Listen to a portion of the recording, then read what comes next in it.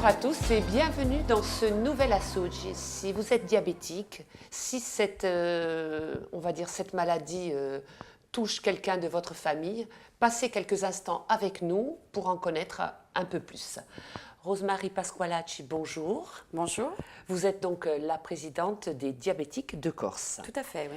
Alors, vous étiez venue nous voir en 2013, si je ne me trompe pas. C'est exact, en juin 2013. Ça faisait quoi? Un an d'existence? Pas tout à fait. Ça faisait quelques mois, puisqu'on avait créé l'association en octobre 2012.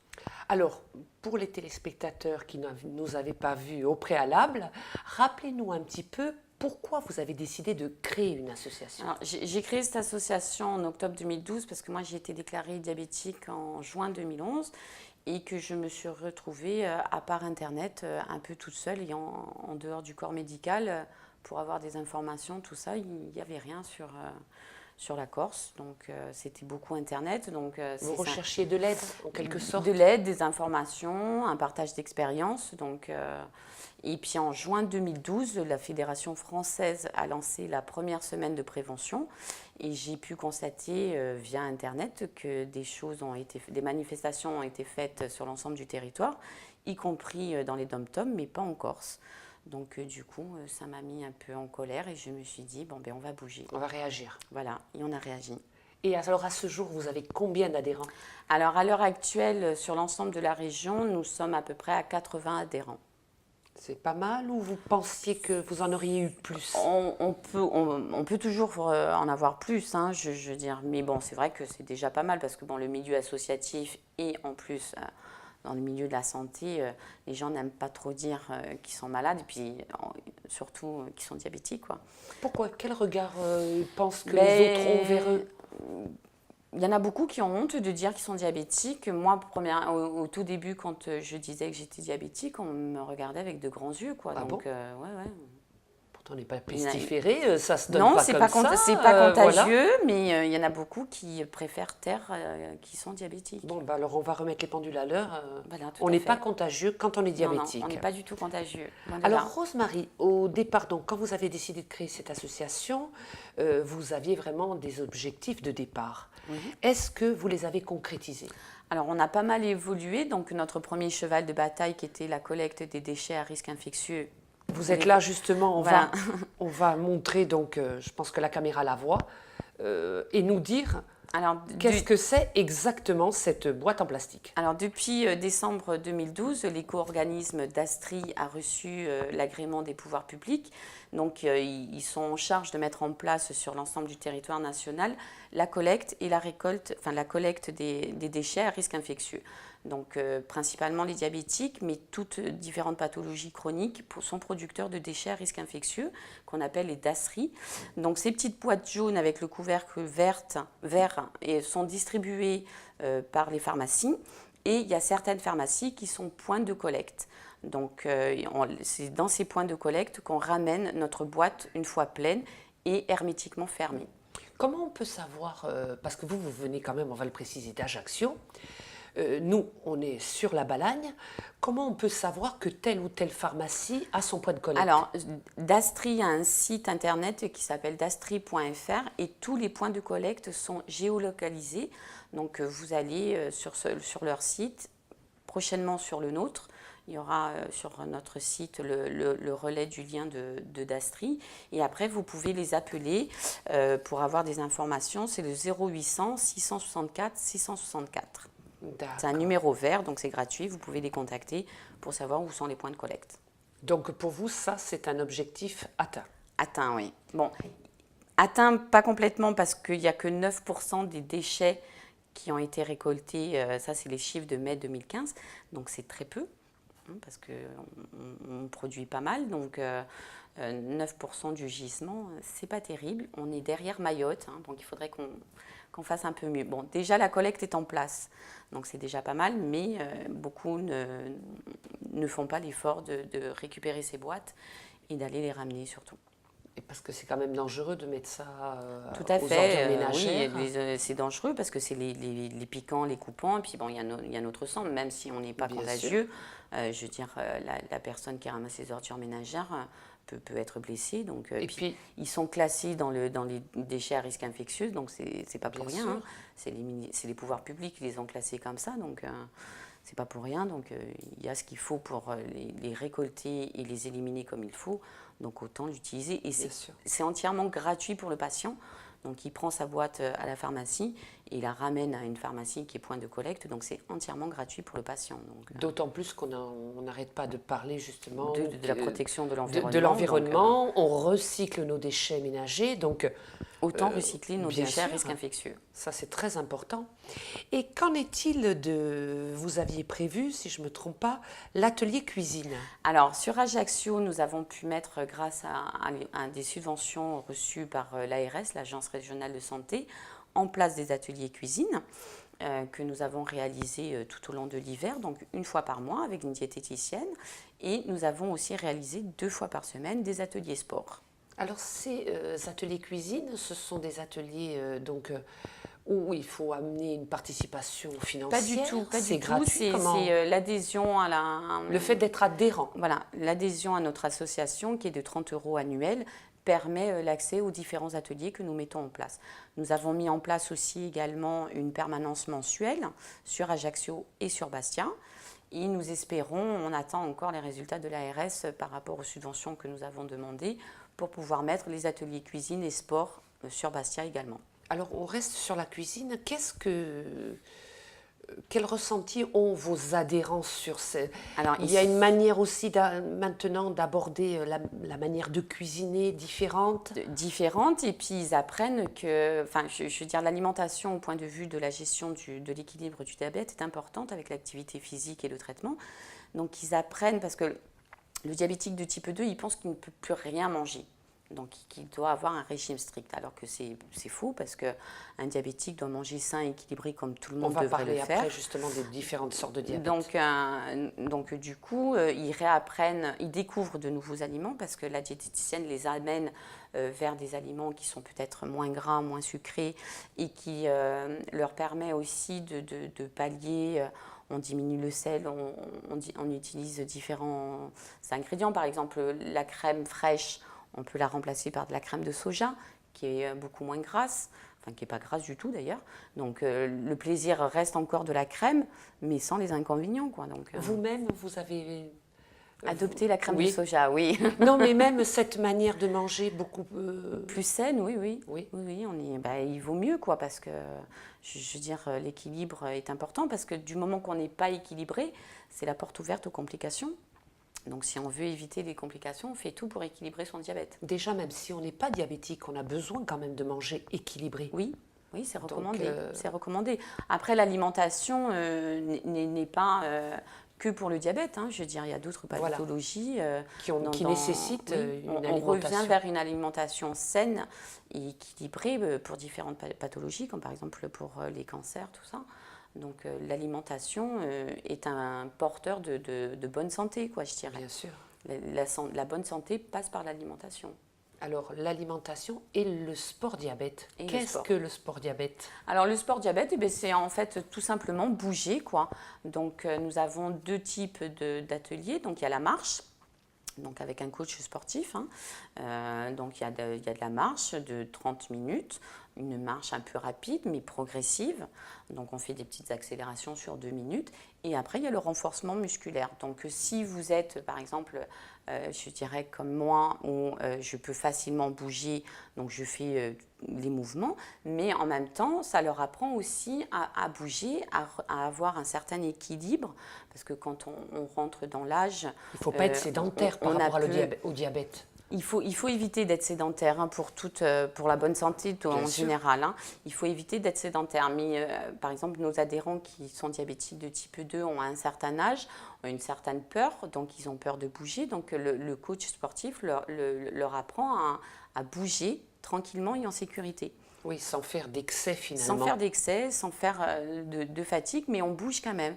Donc après, chacun à son niveau, il a son rythme, fait les mouvements qu'il y a à faire, quoi. Bien sûr. Alors, une chose importante dans l'association, c'est l'homologation que vous avez reçue en 2014. Alors, dites-nous ce que c'est exactement et ce que ça a apporté à votre association. Alors, il y a eu un plus. Tout à fait. Donc, il y a une reconnaissance, parce que bon, la Fédération française est reconnue d'utilité publique, donc ils ont pignon sur rue. Après, il y a un accompagnement juridique qui est très important. Et puis, au niveau de la com, quoi. Je veux dire, bon, tout à l'heure, je suis arrivée avec ma petite casquette, mais là, je ne l'ai plus. C'est par exemple la Fédération qui nous les a envoyés pour la semaine de prévention. On a le badge. Je veux dire, il y a beaucoup de com qui nous est apporté. Donc, ça nous fait des freins au moins à nous, quoi. Et pourquoi vous avez parlé de juridique? Mais parce qu'il y a malheureusement de la discrimination, il peut y avoir de la discrimination au niveau du droit au travail quand on est diabétique. On n'a pas forcément accès à tout. Il y a malheureusement des personnes qui ont été déclarées diabétiques qui ont perdu leur travail. Après, il y a de l'injustice en quelque sorte. Oui, oui, mais bon, il y a le service juridique qui est là pour aider. Après, il y a aussi par rapport au prêt immobilier. Donc, comme on a une maladie chronique, l'accès au prêt immobilier est plus difficile. Donc, nous avons avec la fédération française a mis en place un partenariat avec un assureur. Donc l'assurance, on n'est plus obligé de la prendre au niveau de la banque. Elle nous coûte moins cher si on passe par l'assurance de la fédération. Là aussi, il y a des conditions à être adhérent, tout ça. Mais c'est plus pratique, quoi. Vous vous sentez en quelque sorte soutenu quand même? Tout à fait, oui, oui, tout à fait. Et puis, ça nous ouvre aussi, par exemple, là, cet hiver, on va partir faire des formations de patients experts qui vont nous permettre de pouvoir accentuer nos connaissances au niveau de la maladie. C'est important. Oui, parce que surtout, ça nous permet d'avoir des connaissances et c'est pris en charge. Donc, ça nous permet d'éviter des frais, quoi. Alors, dites-nous un peu sur la Corse. Il y a combien de diabétiques? Alors, à peu près environ 12 000 diabétiques sur l'ensemble de la région. Est-ce qu'il y a une progression? Oui, malheureusement, oui, il y a une progression. Après, je pense que là, depuis l'année dernière, au niveau de l'accent qu'on a mis au niveau national sur la prévention des risques de diabète de type 2, je pense qu'il y a peut-être une stagnation, mais les gens sont plus ouverts. Par exemple, cette année, sur les stands d'information de prévention que nous avons tenus, les gens nous disent « Ah, mais j'ai fait ma prise de sang, ça va, tout va bien ». Alors qu'il y a 2 ans ou l'année dernière, ils faisaient plus facilement le test, ils ne savaient pas du tout où ils en étaient au niveau sucre et cholestérol et triglycérides, quoi. Alors que les gens maintenant, ils font un peu plus attention, ils font plus régulièrement des prises de sang. Et est-ce qu'on sait à ce jour s'il y a plus d'hommes que de femmes? Les sujets sont prédisposés? Non, oui, non, c'est varié, c'est varié. Oui. C'est varié. Alors Rosemary, depuis tout à l'heure, on vous entend parler de diabète type 2. Alors justement, pour les téléspectateurs et ceux qui ne connaissent pas du tout le diabète, qui ont cette chance-là, on va dire, oui. On va dire qu'ils sont plutôt chanceux, dans leur famille, personne n'a de diabète.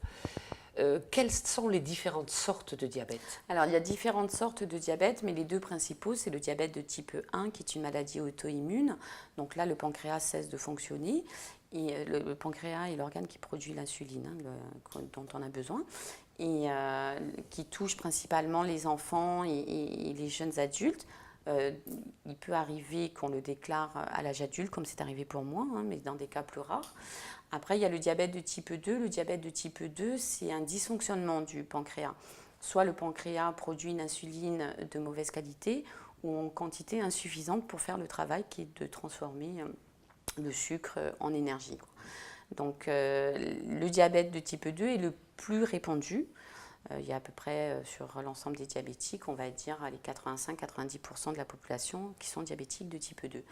Le diabète de type 2, c'est un traitement médicamenteux, un rééquilibrage alimentaire.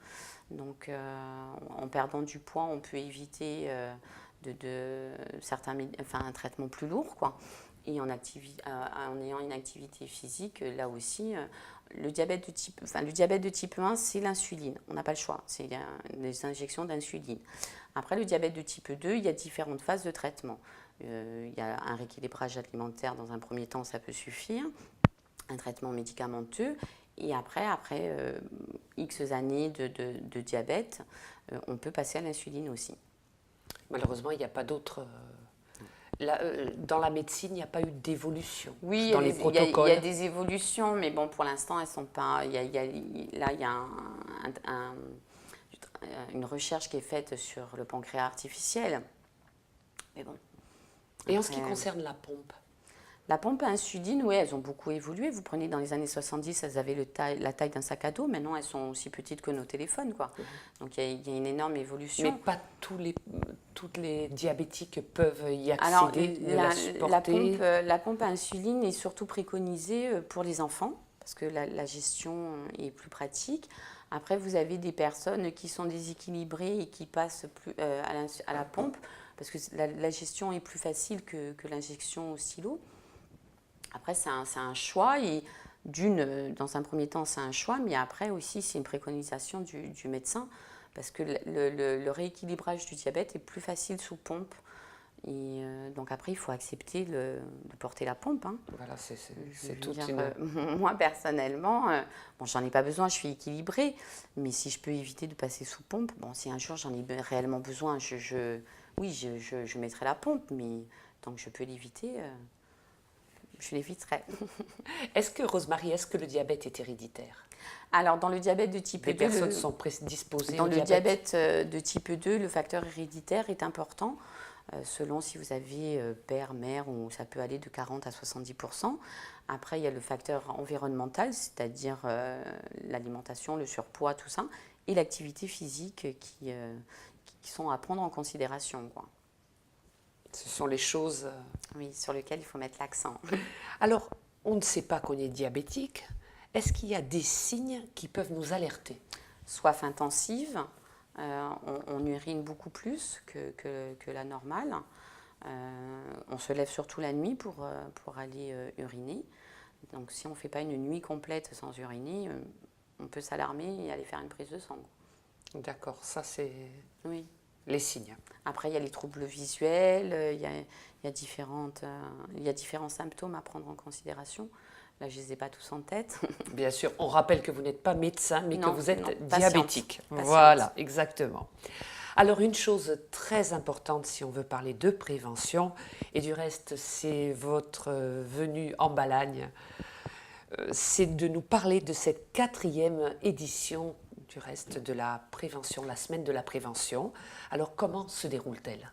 Elle se déroule bien, on arrive à toucher pas mal de personnes. Donc depuis le début de la semaine, on fait le tour de la Corse. Hein. Dimanche, on était sur Ajaccio.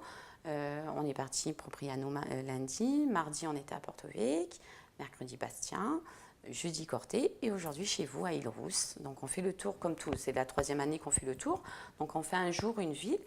Et cette année, on a voulu doubler notre semaine de prévention. De quelle manière? En faisant un défi sportif. Donc nous avons un cycliste qui fait le Tour de Corse avec nous. Avec ce maillot? Alors ça, c'est le maillot que Dastri... Alors on va le montrer dans un sens, déjà,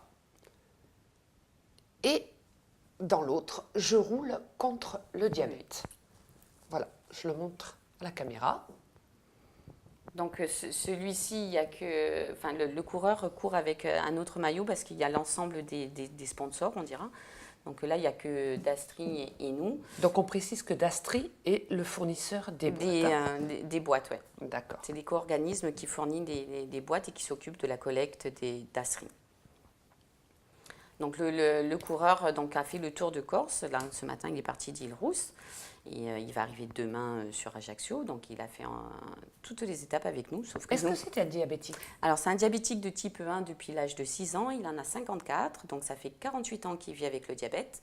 Donc voilà, c'est un défi sportif. Mais on veut montrer aussi que malgré la maladie, on n'est pas handicapé. Pas du tout. C'est ce qu'il faut faire ressortir. Loin de là, on n'est pas du sûr. tout handicapé. Et donc, voilà, je veux dire, Michel Rostamanien, qui fait le Tour de Corse à vélo, le prouve. Et l'activité est importante. Lui, ça fait 48 ans qu'il est diabétique. Donc, le sport a pris une grande part dans sa vie et lui permet d'être équilibré. Et est-ce que justement ça équilibre aussi le taux de... Tout à fait, ça équilibre parce que quand on fait du sport, on consomme du sucre. Parce que le sucre, en fait, c'est notre énergie. C'est comme si vous mettiez de l'essence dans une voiture. Et bien nous, il faut du sucre à notre corps pour fonctionner, pour les muscles et pour le cerveau. Donc on ne peut pas se passer de sucre. C'est sûr qu'il vaut mieux privilégier les sucres lents que les sucres rapides, mais on a besoin... Quels sont, pour les téléspectateurs, quels sont Les sucres lents, Voilà, les sucres quelques rapides. sucres lents, quelques Alors, sucres sucre lent, rapides. vous avez pommes de terre, vous avez le riz, les pâtes, après les différentes farines, hein, qui sont des sucres lents qui composent le pain, par exemple. Donc, après, les sucres rapides, ben, c'est le carré de sucre que vous mettez dans le café ou dans le thé. Vous avez des gâteaux. Ça, c'est des sucres un peu trop rapides. Après, ils peuvent être alimentés aussi d'un peu de gras, donc certains gâteaux. Donc, S'ils voilà, sont bien fourrés. voilà, selon à quoi ils sont fourrés. Donc après, il faut faire attention, mais voilà, les sucres, on en a besoin, quoi. Enfin, alors l'ensemble sucre lent, sucre rapide se nomme les glucides. Donc si vous êtes quelqu'un qui fait vos courses en lisant les étiquettes, les glucides sont l'ensemble des sucres, les lents et les rapides. Est-ce que vous avez fait, depuis que vous êtes diabétique, justement, vous avez appris à, comme vous dites maintenant, à faire vos courses différemment? Oui, tout à fait, oui. La première, Vous disséquez les quand je étiquettes? suis sortie, parce que moi j'étais hospitalisée au diagnostic de ma maladie, quand je suis sortie de la clinique, j'ai passé 1 heure et demie dans le supermarché pour acheter 3 articles, parce que bon, j'ai lu. Bien sûr. Donc après, Après, il y a un automatisme. oui, quoi. il y a un automatisme qui vient. Et puis après, là, au niveau de nos ateliers cuisine, la diététicienne aussi, elle nous apprend ces choses-là, à disséquer un peu les étiquettes. Ça vous rend la vie plus facile? Oui. Oui, parce que bon, après, c'est quelques petites connaissances que je n'avais pas forcément avant. Et puis une prise de conscience aussi, quoi. Je veux dire, c'est des choses auxquelles je ne faisais pas forcément attention. Maintenant, voilà, j'ai pris conscience et la diététicienne. Vous faites ça machinalement, quoi. Oui, maintenant, Vous ça ne fait faites pas vos courses en disant Non, je maintenant- suis diabétique, Maintenant, je dois. ça fait Voilà. 4 ans, donc oui, c'est devenu un automatisme. Je m'oriente directement vers les produits. Bon, après, si j'ai envie d'un nouveau produit, je vais lire plus attentivement l'étiquette. Bien sûr. Mais, Passer la loupe. Ouais. Rayon X. Alors, Rosemary, on revient à cette semaine de prévention. Qu'est-ce que vous proposez aux gens qui viennent à vous dans votre stand? Alors, ce qu'on fait pendant la semaine de prévention, c'est un test pour savoir si vous êtes à risque ou pas. Donc, c'est 5 petites questions, ça prend 30 secondes et on peut déterminer si vous êtes à risque ou pas de déclarer un diabète de type 2. Donc, les questions sont simples, hein, l'âge, s'il y a des antécédents familiaux, si on a fait une prise de sang dernièrement, voir si on vous a signalé que votre taux de sucre était un peu limite. On calcule votre indice de masse corporelle et on demande si vous faites une activité physique régulière, pas régulière ou jamais, hein, parce qu'il y en a qui sont très sédentaires. Donc tout ça, ça donne des points et on calcule de voir si vous êtes à risque ou pas, quoi. Est-ce qu'un médecin vous accompagne lors de cette prévention? Alors, on a eu, sur Île-Rousse, on a la chance d'avoir le docteur Julia Casalta-Simeone qui est un endocrinologue. Qui est l'endocrinologue que vous avez dans la région, qui s'est rendu disponible. Sur Ajaccio, nous avons eu le docteur Laetitia Kunzmann, qui a pu se rendre disponible aussi. Donc après, c'est sûr que c'est pas évident aux médecins, et surtout les endocrinos, on n'en a pas beaucoup, donc ils en ont pas. C'est pour ça qu'il y a tant surchargés, voilà, de rendez-vous qui sont à rallonge. Donc là, par exemple, vous prenez sur Ajaccio, c'est entre 3 et 4 mois d'attente pour voir un endocrino. Et là, sur la Balagne, ça va jusqu'à 8 mois. Hein, donc, c'est pas évident de pouvoir voir un endocrino. Oui, il y a certains médecins généralistes aussi qui se libèrent. Par exemple, il y a 2-3 week-ends de ça, on a fait une foire à Francard. Le généraliste du coin s'est rendu disponible. Il a été avec nous sur les stands. Donc, on a pu. Un médecin, ça rassure aussi. Ça rassure. Bien et puis, sûr. bon, nous, on n'est pas médecin, on n'est que patient. Donc, des fois, on a des questions un peu particulières auxquelles on ne peut pas répondre. Et le médecin ou l'infirmière est là pour y répondre. Donc, on a différents professionnels de santé. Là, on a la podologue aussi. Mercredi, sur Bastia aussi, on a notre podologue d'Ajaccio qui est monté nous prêter main forte. Donc après, le corps médical rassure et permet de répondre à certaines questions auxquelles nous, en tant que patients, on ne peut pas, quoi. Bien sûr. Quelles sont les questions récurrentes, on va dire, que l'on vous pose? Comment je peux faire?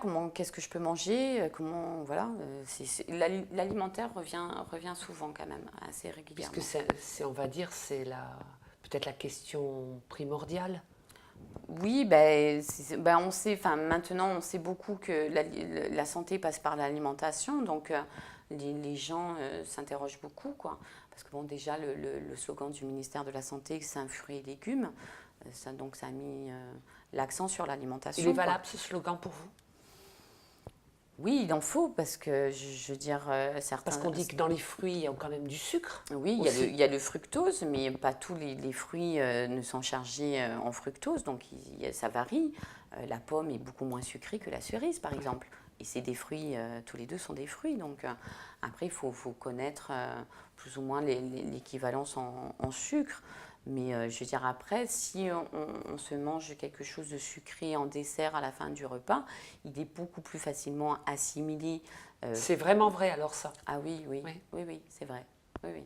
J'ai toujours entendu dire que quand on doit manger du sucré, ne serait-ce qu'un carreau de chocolat, ou il vaut mieux le faire à la fin du repas. 4 carreaux, de suite à la fin du repas. Oui. Il fait moins mal en quelque sorte. Il fait moins mal, il est plus facilement assimilé parce que vous avez le reste de l'alimentation. Donc si vous avez normalement fait votre plateau alimentaire comme il faut, c'est-à-dire sain et équilibré, donc vous avez des légumes qui sont un apport de fibres et de minéraux, donc qui vont vous aider à éliminer ce sucre, à digérer plus facilement ce sucre. C'est plus facile. Oui. Donc Rosemarie, quel bilan vous arrivez à la fin de la semaine de la prévention tirez-vous de cette semaine? Je dirais que bon, il y a toujours des gens qui nous évitent, qui ne nous regardent pas ou qui regardent de l'autre côté parce qu'ils ne veulent pas entendre parler de la maladie. Mais il y a plus facilement des gens qui viennent vers nous, qui acceptent de faire les tests. Et certains sont demandeurs à faire le test. Donc je dirais qu'au fil des ans, l'accueil est plus cordial. Donc c'est vraiment bien ce que vous faites. Oui, je pense que c'est porteur. Et pas de regret d'avoir créé l'association? Ah, aucunement. Au contraire, vous vous sentez bien entouré maintenant? Bon, après, c'est sûr que c'est une gestion entre le boulot, enfin le travail professionnel, je dirais, à gérer la vie familiale, tout ça. Mais je veux dire, ça nous apporte aussi beaucoup. Bon, et après, bon, là c'est la fin de la semaine, on est un peu fatigué. Mais je veux dire, c'est très, très agréable, quoi. En plus, cette année, voilà, j'étais pas seule. J'avais mon équipe avec moi, donc Nathalie Paulette, qui a fondé l'association avec moi, a pu se libérer cette année pour faire le tour complet avec moi. Et puis nous avons notre cycliste qui avait son assistant technique qui le suit en voiture.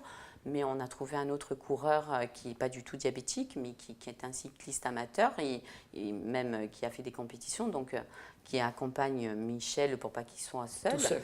Donc il le motive un peu et donc voilà, tous les 5 on a parcouru l'ensemble de la région et c'est très agréable, on a passé de très bons moments. Eh bien, Rosemarie, on vous remercie d'être venue donc, dans le studio de Télépaèse et on va vous donner rendez-vous, pourquoi pas l'année prochaine. Mais bien sûr, on sera là avec l'année prochaine. des nouveautés. Au contraire, pour les diabétiques, ce n'est que mieux de savoir et de connaître les nouveautés. Alors, et merci à vous de nous avoir invités et de nous suivre depuis le début de l'aventure. C'est normal. C'est normal. Mais merci quand même.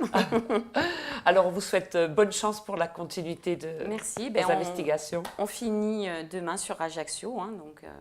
Voilà. Vous retournez. Et après, ça sera la journée mondiale du diabète en novembre. Alors, quant à moi, je vous dis merci de nous avoir suivis et à une prochaine fois.